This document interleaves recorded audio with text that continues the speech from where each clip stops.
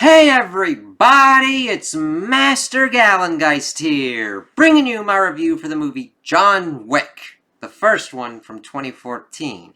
And I saw that I pretty much had all the rest of them up on my channel, and I was like, I should actually have the first one on here as well, since it is my favorite one. And granted, I kind of see the first one and the second one as kind of like a continuation because of just how on par the second one is. And I'm like, yeah, this one deserves it. And yeah, I'm dressing more kind of like the part because this is a good movie. This is one of the ones that I hold up as a quintessential example of what an action movie should be.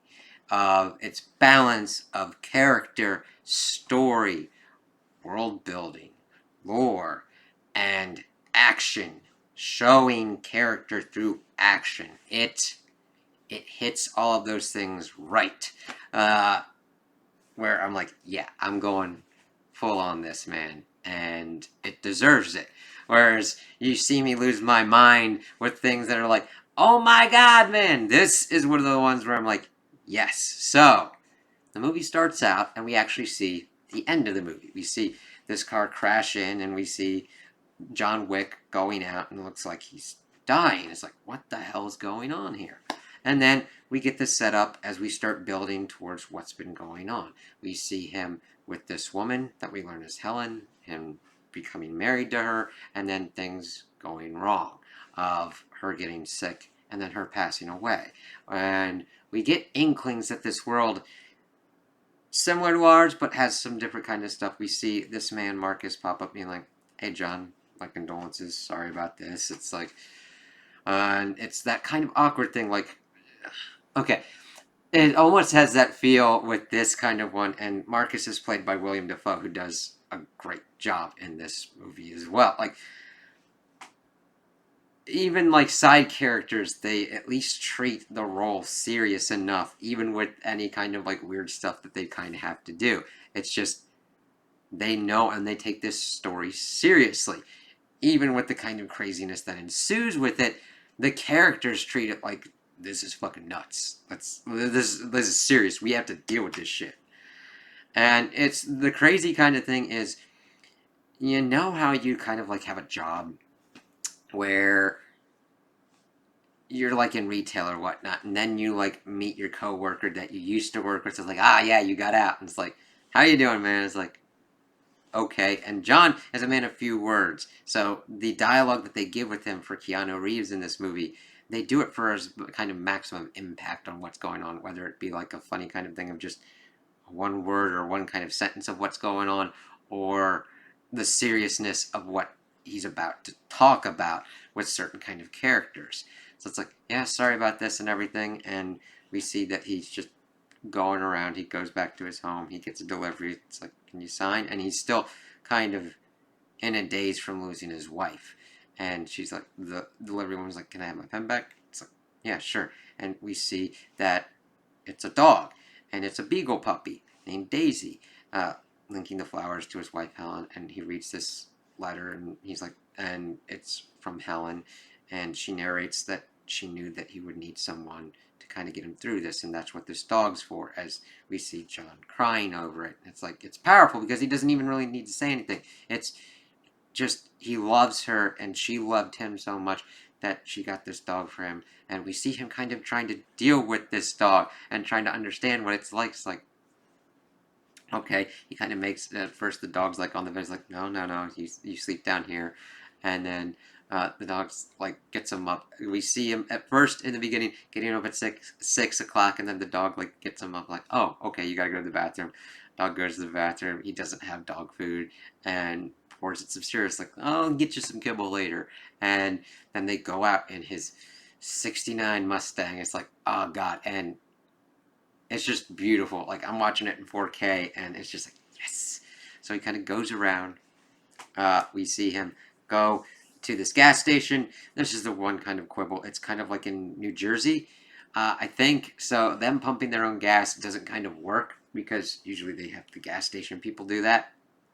It's like a state law, I think. So that's one of my own kind of like quibbles of like, yeah, if this is in Jersey, there's like a whole hoopla with that. but it's needed to be done so that way John is pumping his gas in the Mustang, and then we see this character roll up. And we see the blasting loud music and everything. They go in, and then we see him, this kid, pretty much talking to him, being like, "Wow, that's a really nice car." He's like, "Sell it to me." He's like, "It's not for sale." And then he's speaking in Russian. He's like, everything's got its price, bitch. He's like, "Not this." And then he drives off, and he was like trying to make some conversation with the dog, but John's like, "No, screw this." And then we see him driving in the car and driving. He gets to this place. He just drives around, and he's almost pretty much makes to like kill himself with the car. It's like, oh damn, really feel for him. And then he pretty much gets home, and he hasn't had much time to acclimate completely. And then we see that the people from the gas station pop in, and they assault him. They're like, "Yeah, screw you, old man." And this is where it gets like, okay, you could understand emotional manipulation, but it just goes to show that these people didn't need to harm the dog in any way. It's a puppy, and it might be making some noise, but they just go out of their way to kill it and beat him and take his car and be like, "Fuck you." And it's not just that they did that to show their sadism and just fucking awfulness. They killed the dog away from him, and then they moved the dog's body, its corpse, to right in front of him so that when he wakes up he sees the dead dog. That is fucked up. Okay? And it's the central kind of conceit. This dude was grieving his wife, and this asshole wanted his car, and he wouldn't sell it to him, and he broke in, killed the dog that his dead wife gave him so that way he could grieve and potentially get hope, and they killed it and then moved its body in front of him so he would wake up and see what happened. And it's simple. It's like, ah shit, what's going to go on now? And then that's when we start learning of things. We start getting introduced to Vigo. And it's mainly, we start seeing it through other kind of stuff. We see John buries the dog. We see that his car is taken, and he's got no other vehicles because they smashed in his other vehicle as well. So he gets into the car, onto a bus, and goes to this chop shop, Aurelio's. And the thing is, we then see the night before, and we see that he's trying to sell this off, and Aurelio's like, "Get the fuck out of my place." He actually hits him. He's like, "Oh, you work for my father." It's like, no, I work with your father. And he's like, "Do you know whose car this is?" And he's like, "Yeah, just some old man." And he's like, "Get it the fuck out of here." He's like, "Fine then, we'll do business elsewhere." And he's just so stupid, this kid, Yosef. And then we start getting into it. Vigo calls him. He's like, "Why did you strike my son?" He's like, "Do you know what your son did? He stole John Wick's car and killed his dog." And then Vigo goes, "Oh." Like, the amazingness, like, I'm explaining these kind of scenes to you, but actually seeing it and how it's done, like, it gives off the impression, like, so much is said with that, oh. Like, this crime boss is like, "I've got power here, and what you've just told me put me to just be like to say to you, oh." And it's like, you did the reasonable thing there. It's just the power of being able to see that and see it executed so well. Of like, there are a lot of people who be like, "This motherfucker killed this motherfucker's dog and stole his motherfucking car." And be like, you just stop. Like, the dude would be like, "I'm sorry, I will deal with this." The dude is just so surprised, like, "Oh, all right." And Aurelio's like, "Yep."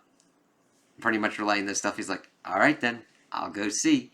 And John's like, "All right." He's like, "I'm gonna need a car." And then Aurelio gives him a car, and he goes off. And the great kind of thing is when we get the information of who John Wick is, because he then gets his car and goes back to his house. While it is then also done within scenes of Vigo talking to his son Yosef. His son Yosef comes back, says, yeah, we did it. They're not going to be bothering us again. He actually gives his son a celebratory drink and then punches him in the stomach to have him throw it up. And then starts regaling of what a colossal fuck up he just did. And he also wants his like right-hand man to like stay back and see what's going on. And it's funny because his right-hand man's gonna be like, listen, Vigo, you have to speak in English, as he then goes into Russian. He's like, son, I'm not angry about what you did. And that, of course, showcases a horrendous parent right there. It's who you did it to. As we then get the information of who John Wick is, as it is interspersed between him in his basement with a sledgehammer, breaking up things and getting out his old life. And we get to learn that this is a man you do not fuck with. That evidently Vigo's empire. He's like, John Wick. You know the boogeyman, Baba Yaga? He's the man you send to kill the boogeyman.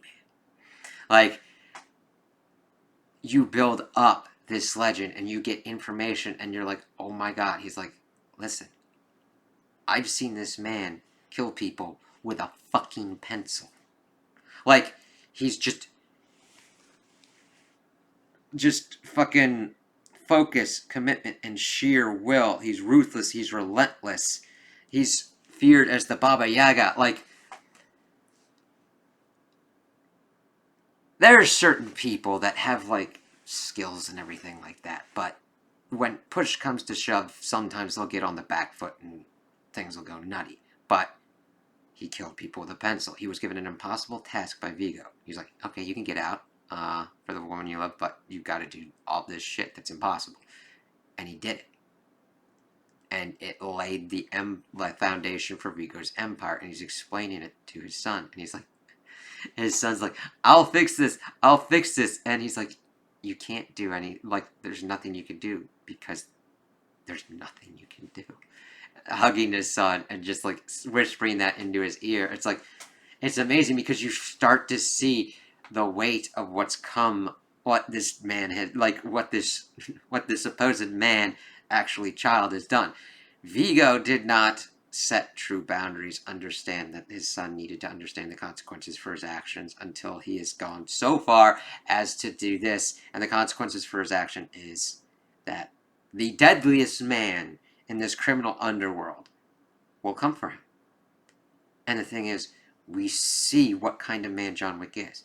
He is not a man that would beat a puppy to death and then put it in front of someone's face. He is a man that is committed to his goal and his mission, and he will exactly do that. What I mean by that is, he will do no uncertain moves, he will do no uncertain cruelty, he will do no uncertain effects. He will go to his target, and he will do it. And that is the crux of this, because we see him open up, we see the gold coins that is evidently used in this, we see his weapons and everything. We see Vigo attempt to call him, give him condolences for his wife, trying to get him to not do anything to Yosef, but Wick says nothing. He just hangs up the phone. And he's like, yeah, that went about as well as I thought it would. And he,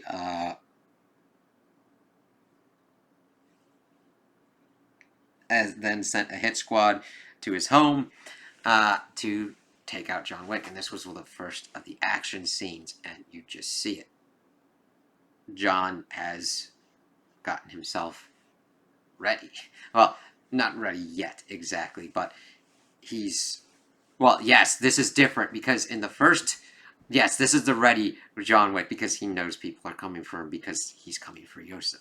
Because in the first one, we see that John Wick got beaten the hell up. It's like, this dude's not a badass. And then this action scene shows, yeah, he might have been rusty, but he was ready. And then he goes through his home, and it's demolished, but we see him going through, tactically taking people out, and understanding how he tactically takes them out. Shoots him in the leg or whatnot, and then shoots him in the head. It's everything. He does not do anything to inflict pain for unnecessary reasons. He is doing to get an opening, to take out a threat. He does not leave anybody alive. He understands that if you are coming for him, you are a threat. He takes people out like that. He just goes through. He fucking breaks someone's neck by having him on a counter and fucking cracking down their head. He takes one dude out, the last, by the knife, and then just, and, oh god. And then we see that, like, a police officer comes in and is like, you working again, John? He's like, I'm just sorting some stuff out. He's like, all right, good night, John. And it's funny because it's just the most minimal kind of dialogue, and it holds the smallest amount of weight you could possibly think. But when you're watching it, you're like, damn. Even a police officer's like, you all right? Is there anything I gotta worry about? And he's like, all right, have a good night, John. And then he calls and he makes a dinner reservation for 12. As we then see, working again, John? Well, see you again. As we then see these professionals clean it up, and the minimal amount of time is taken for this. It shows how professional they are. They clean them up, they wrap them up, they just put them in, and they go out and tip their hats to John Wick and go on. It's really great because sometimes you see people that just take too much of an extended time on certain kind of scenes, but this, they know what they're doing. And it just, it's so good. It's like why I like the first and the second one the most. And there's certain kind of parts where I understand what they're attempting to do in the other ones, and I still enjoy them, and I still like them, but it's really, you just needed to pull back on certain kind of things. So, we see then John goes to this hotel, the Continental, where we learned that it is kind of a neutral ground. He is trying to ascertain more whereabouts of Yosef. And it's funny because Vigo had wanted to, when he sent the hit squad to go after John Wick, the dude's like, how many guys you want? How many can you get? It's like, shit. And then, of course, he then introduces a contract onto John Wick for a bounty of $2 million. Of course, it starts escalating as the series goes on, but it's like, oh god, we're going to be getting people like that in here, bounty hunters. And he tries to get Marcus enlisted on this as well. It's open. He thought it would be exclusive, but he's like, all right. And we see that Marcus is conflicted on this. He does go around and try and see some stuff with John, but ultimately, they are friends. And we then see that John's in the Continental. We get introduced to Chiron, the concierge, who's, I loved his character.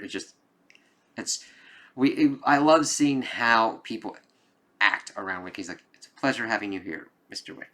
And, of course, wanting to see the manager and learn the whereabouts of Yosef. We see him kind of going through the hotel, getting to this kind of underground club kind of thing, and getting we are introduced to Winston. It's like, Jonathan. And it's funny. You can always tell how the different kind of relationships with the people are, because Winston refers to him as Jonathan. The concierge refers to him as Mr. Wick. Others are like, how you doing, John? Or Baba Yaga. Of course, when you've crossed him, Baba Yaga is the one that's on the table. And, of course, Winston's like, he wants to know information on Yosef. He's like, Jonathan, dip one pinky into this and they'll drag you back in. Are you sure you want to do this? And the thing is, he's not really returning to that life. This is a goal, this is a mission. However, the rest of the series showed that that is not exactly how things work out. But Winston's like, well, have a drink. And then, of course, he goes to the bar, talks with the bartender, and she's like, oh, I've never seen you this vulnerable before. But this one's on the house, and of course he learns that Yosef is at the Red Circle. And we see Yosef working and being a fuckboy. An asshole. Party boy, drunk and everything. We see that his people are trying to make sure that everything's safe and all worked out, and this dude's like, shit. So then John goes there, and he pretty much gets to a point where he can see where some of the other people get in, and he holds pretty much the bouncer at gunpoint and like, hey, how you doing? It's looked like you've lost some weight. Like over 60 pounds. It's like, all right, take the night off, man. He's like, thank you, Mr. Wick. Have a good evening. And that's a great character moment. Wick could have killed him, but he didn't. He had a small talk conversation with him. He's like, why don't you take the night off? A ruthless, cold-blooded killer would not do that. They would take out any obstacles that would be in their way. John Wick has a professionalism to him where he's like, I don't need to do this. If I don't need to kill somebody, I won't. And that just adds a great layer and depth to him. He will go out of his way not to do something to kill a person, but if you're in his way and actively gunning for him, he knows you're a threat and he's going to take you out. So he goes in, he's trying to figure out where Yosef is, and the one dude is like, it was just a fucking dog kind of shit. And that kind of thing was going on. He drowns this dude, he gets his phone, he goes through, he almost gets Yosef to dead to rights, but he's shooting at him. But granted, I could see how people could call this kind of plot armor or whatnot, but he's shooting at Yosef and he's not really hitting, but he's still kind of dealing with a lot of shit going on. And this is, of course, at the point where there's a lot of people fighting throughout these kind of club scenes, but they do disperse as things kind of get kind of more hectic. We see John, of course, using his same kind of methodical and tactical approaches, taking people out, taking guns, getting ammunition. And that's the thing. It's great because of like the long continuous shots and trying to make as minimal cuts as possible. It just gets you in and gets you closer as you're riding along with John as he's going through and going all through these different levels as he has less ammo, and then he has to figure out ammo and figure out things and weapons that he can utilize that aren't guns. And it's just great as he's like utilizing knives, fucking has to deal with somebody stabbing him with a bottle and then tossing him off of a second story. And then he's like, ah, shit. But he's not able to get Yosef. Yosef escapes. So he gets back to the Continental to kind of regroup. And, man, that red circle one is really kind of good because it just works with the pulsing beats, too, as well. Because you see him kind of going through, and then he's trying to go after Yosef. And then all you hear is the music as Yosef's trying to escape and throwing more bodies at Wick. And Wick's just taking them all out. And it's not easy for him. You definitely get a John McClane kind of feel for Wick. I mean, granted, he is this amazing badass, but he gets hurt. I mean, he was injured and beaten in the beginning, but then we see him get back to the Continental. He's got a wound that's really pretty bad. He's kind of fucked up a little bit, but he gets back. The concierge hooks him up with a doctor, gives him stitches, says, all right, here, if you need it for the pain, if you need anything for the pain, I'll give you that. But if you want like some mobility, take these, so that way you can move around. It's like, all right. But the thing is, we are also introduced to Perkins, who nodded to John, pretty much coming in the back room of the Continental. And we see that she pretty much works with Vigo and is offered pretty much double the bounty to do business on the Continental grounds. High risk, high reward kind of thing. We'll kind of see how that works out because Marcus is outside. He's got his sniper trained on John, but then he sees Perkins coming in John's room after he's been stitched up. Shoots right next to him, and that kind of tips him off enough, and then he has his fight scene with Perkins. That's a great fight scene as well because she's trying to come off as this badass, and she's got skills. If you've ever seen Agents of S.H.I.E.L.D., Bobby Mockingbird, I believe. Yeah. And it's the same actress, and she utilizes her skills effectively as well in this. But John's able to get on her, and she's fucking taking out his wound and making it worse.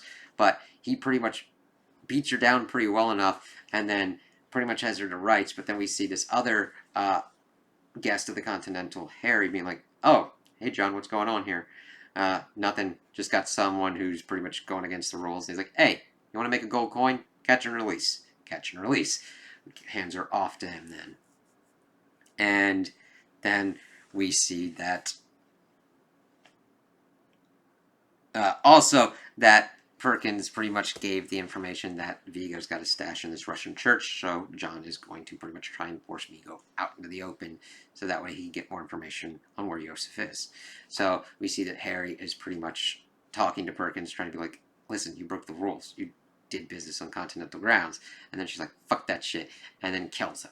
It's like, damn, because I liked it. I was like, the thing is, the great kind of awesomeness that can occur with this is that the characters that they introduce, not every character needs a story, but when you've got the potential and you're like, I kind of want to know more about that character, even when they like kill the character, you're like, damn.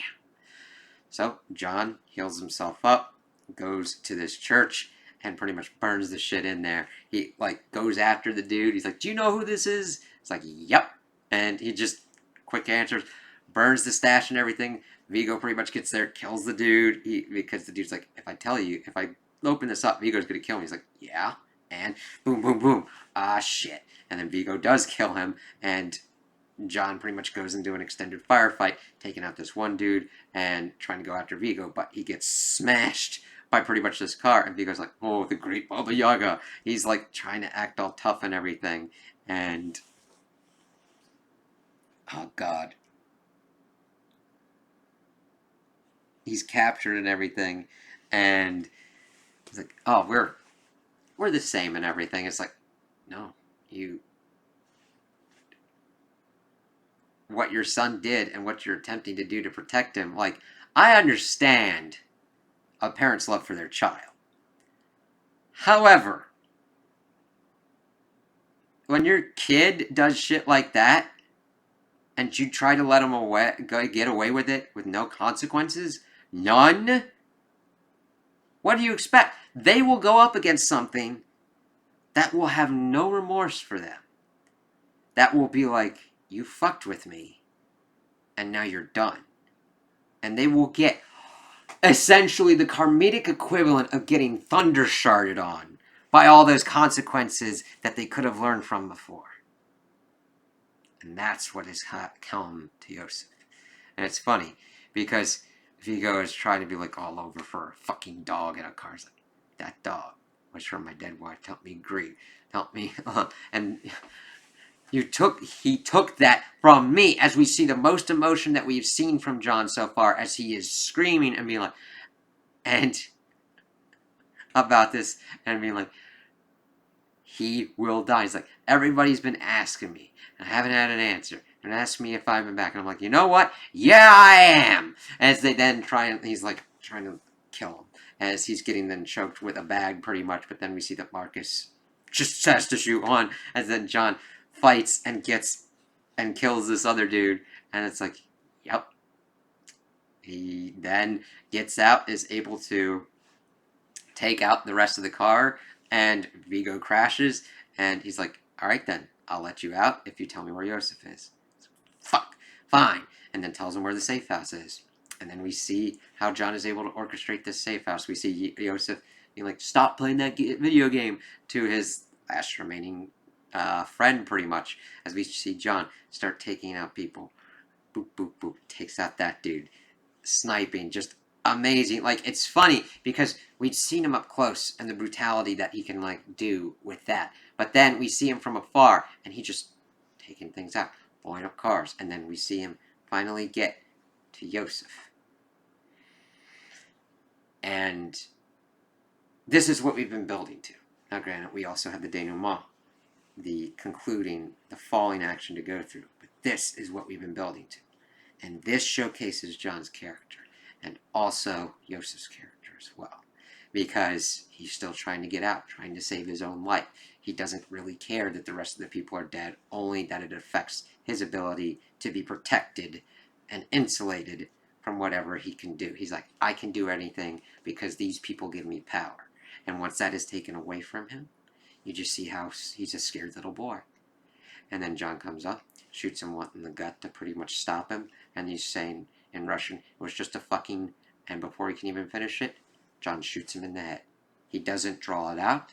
He doesn't make it horrendous. He doesn't tit for tat this. The fucker fucked with him and was stupid enough to not finish it. John went after and finished it. However, that is not all that is needed to be wrapped up.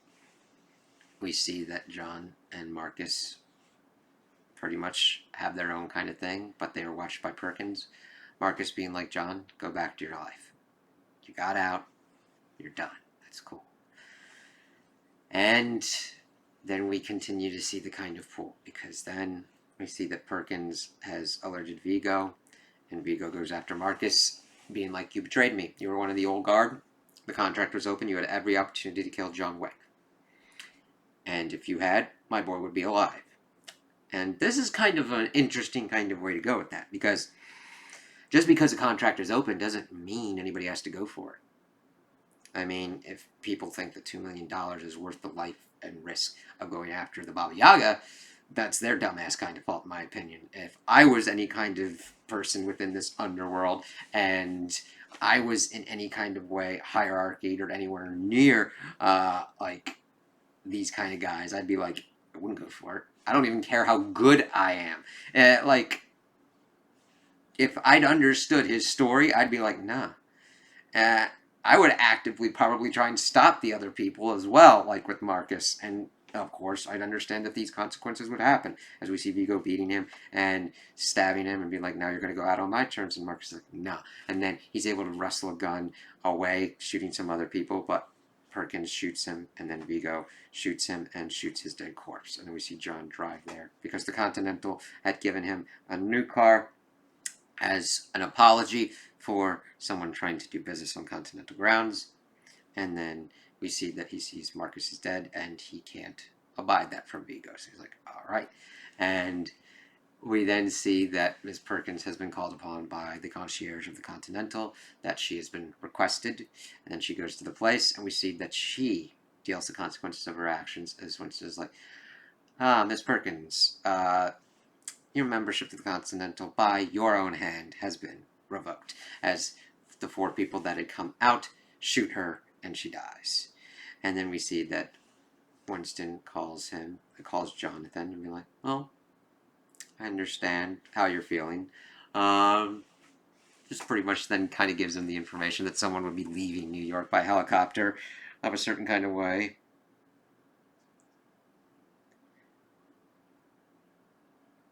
So he then begins the last action to end this off and get us back towards where we were in the beginning.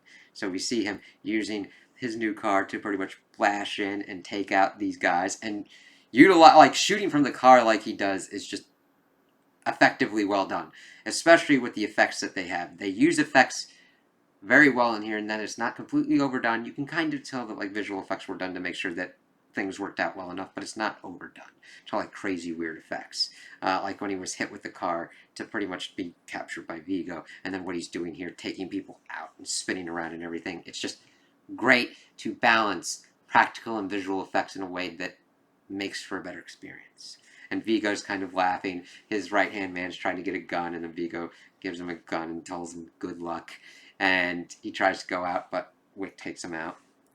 And Vigo pretty much slams into his car, but John's able to get out. And he's like, all right, John, no guns, no knives. Let's do this. And they're fighting. Vigo had brought up that he thought, why are we doing this? We're civilized. Like, no. You could probably think that way, but no. As they're like bashing through each other, and this is a good fight. It's raining, it's dark, but it's still got light to see. It's not a Game of Thrones kind of effect, but we see 2 titans of the criminal underworld going against each other. And it's visceral. You really feel it, and it's not jump cutty or anything. You just see them bashing into each other, and we see Vigo, of course, take out a knife and tries to go after John. And one great kind of thing is that John's kind of like holding it, and then he sees it, and then he brings it in and lets Vigo stab him, sheathing the sword pretty much to get his enemy into a worse position, even at the cost of damage to himself. However, I like the sheathing of the sword is also kind of like big thing in like the Wheel of Time book series and everything. So it's kind of cool to kind of see this where he just does it, breaks his arm, takes the knife, and then stabs out Vigo. And they're both kind of bleeding out. And Vigo's like, "Be seeing you soon, John." And he's like, "Yep." John looks at him. He's like, he's got no qualms. He's got no illusions or whatnot. He would like to be with his wife, but he knows the things that he's done. He's like, yeah, it's not drawn out. So then walks off as Vigo dies, so close to his escape helicopter. So then we are back to the beginning, which is now the end. And we see that John was pretty much watching a video of his wife that we've seen him watching throughout the rest of the film as well. And she's like, go home, John. And it's kind of the last kind of impetus to kind of get him to get up. And he breaks into this kind of place. It's an animal shelter. We see him use a staple gun to staple his wound closed. But then we see that there's this puppy. Like, there's a lot of dogs, but this one kind of calls to him. This, like, little pit bull. And he, like, gets it out, gets it on a leash, and takes it with him, trying to move on with that kind of connection and kind of get back what he lost. Now, granted, we've seen the other movies and anything at this point, but I just loved that this 2014 movie was just a great action movie. It had a central conceit. People are like, oh, it's just a movie where a dude kills a dog and then the dude goes after for vengeance. Yes, that is a simple explanation of what has occurred throughout this movie. But it is executed so well, and to give this world of where you want to learn more about these assassins and these kind of like secret things going on behind the doors, and what's the lore, and what are these characters, and what are the amazing things that have happened. And even though like 3 and 4 have their kind of problems with me, I still believe that this world and this universe has so much more to give, because there are stories and characters and things that can happen that just change things like the drop of a hat. There's like that kind of amazing thing that you watch and you're like, wow, that was really fucking good and really fucking cool. And seeing it, I'm like, oh yeah, this I didn't know what I would have thought of this movie. I'm like, okay, let's go see it. And I just love seeing it in theaters. And I love it anytime it comes on like any kind of cable channel or anything like that. I'm like, all right, John Wick, time to watch these movies. And I don't lose enjoyment from watching them. Now, granted, it's not like I go and try and watch it every day, but it's just so well executed that it might be that kind of like favorite drink or favorite food. Now, not even that, because I don't get tired of it. If I am like doing something or whatnot, and I'd be like, oh yeah, that's going on in the background. And the thing is, I can know exactly where it's at, and I'm like, yeah, that one, that kill, that movement, that line or whatnot. And it's just like, I know where it's at, and I know what's going on with it. It's great. Like, oh man. I just love this, and I always love it as an example of a great action movie and what action movies can be. Now, granted, that doesn't mean you need to copy it or whatnot, but like the essence of it. Good action and good stunt choreography that tell us who a character is, and not just the main character fighting the protagonist that we're following, but the henchmen and how they try and get out of a situation of like breaking a bottle and stabbing someone to try and get out of the Baba Yaga's grip. Of a story that, even though it's simple, it's the execution of it that matters, the characters that matter. Oh, poor legendary assassin lost his dog and got his car stolen. Yeah, but you feel it because you feel the way he felt about his wife, how he could have felt about the dog, about the car, and that this person took it away. And you understand that he has these skills and this mindset, and it's like, no, I was wronged, and this will be rectified by my own hand. And he does it. And it's not easy for him. He gets hurt, he gets injured, but he goes through it anyway. And it's just, it's an example of what action movies should learn from. It's like there's great action movies like Die Hard, the original. Guys are trying to like steal shit, and we got this cop that's on the back foot, and he's fighting for his life and the life of other people. Predator starts off real. That one's a really good one to even kind of dive into, because it then goes from like building up of like macho cheeso action, and then the horror movie where it's like the monster can fucking take out those motherfuckers. It's like, I'm gonna poop my pants. Oh shit, I'm gonna shit my pants. And it's like, yeah, that's kind of cool. Those like Roadhouse, those action movies where the plot doesn't get in the way of the action, and the action doesn't get in the way of the plot. You have the synergy of all your parts moving concurrently and just purring and moving along like a great machine, like a 1969 Mustang, like the Mustang in this movie. Goddamn, and that even sounds good and drives good. It's like, fuck man. So I love this movie, and it's one of those great examples that I love to talk about of how doing the action scenes right, of making the action clear, of understanding what's going on, why it's going on, how it's going on, and it not getting away with the plot, actually giving you more to be like, it's very rare to be able to be like, here's the world. And you're like, I want to know more about it. Because an interesting kind of thing is with like the Underworld series. My mom always asks me more and more questions about certain things because we're lore people, we're world building people. We love to know more about what's going on. And a refrain that I have for that movie series is the Lord will go that deep, Mom.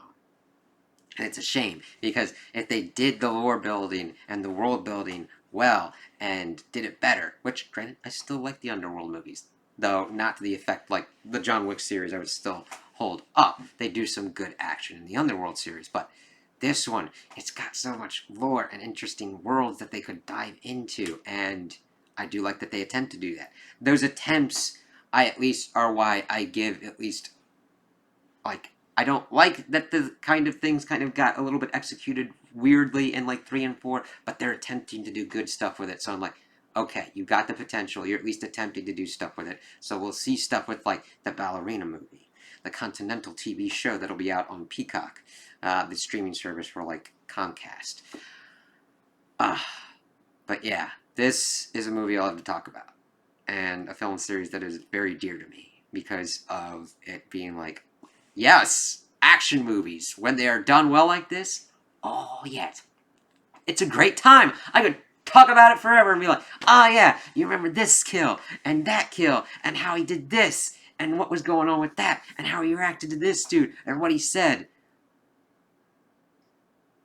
Yeah.